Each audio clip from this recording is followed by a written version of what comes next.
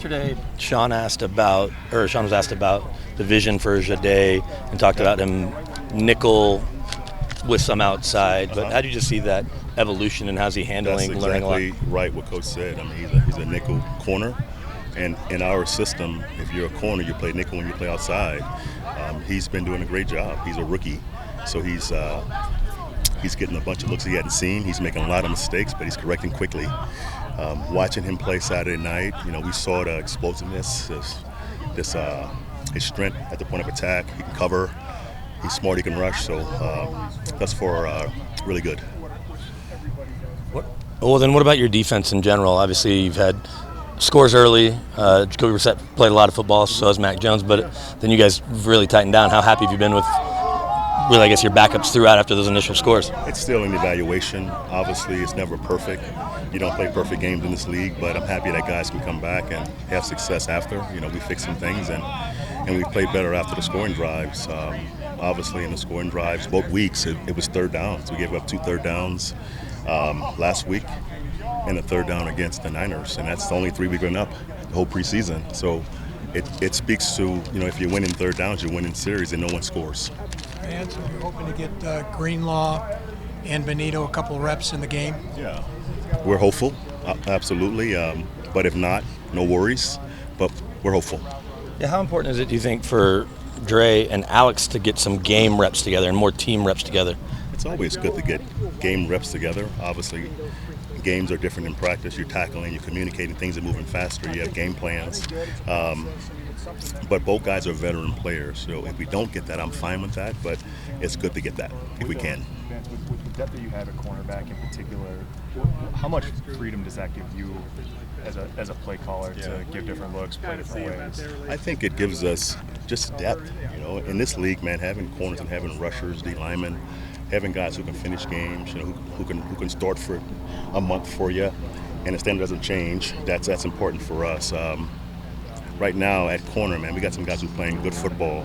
That's a good sign.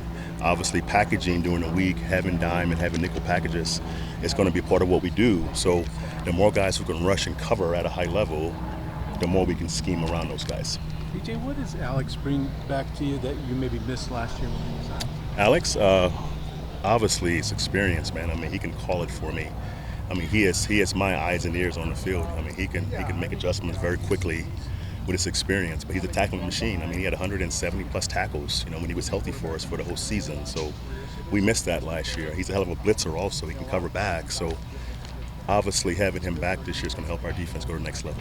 Going back to last week's joint practice, Trey McBride had a lot of success early, and a lot of people compare him to Bowers. How good is it to see a guy like that, as well as Marvin Harrison Jr., who's obviously unique trait-wise? He's a special player, Trey. I was there when we drafted him.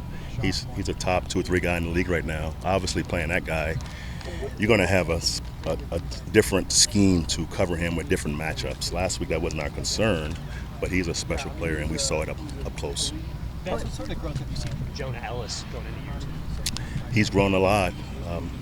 He's gotten bigger and stronger in the run game. That's helped his overall game, but he's always been a guy who can rush. He's smart. He can drop into coverage. He's my X-factor in certain packages, but it's been fun to watch him grow as an overall player, run game, pass game, rushing, dropping. So it's been a good camp for him thus far.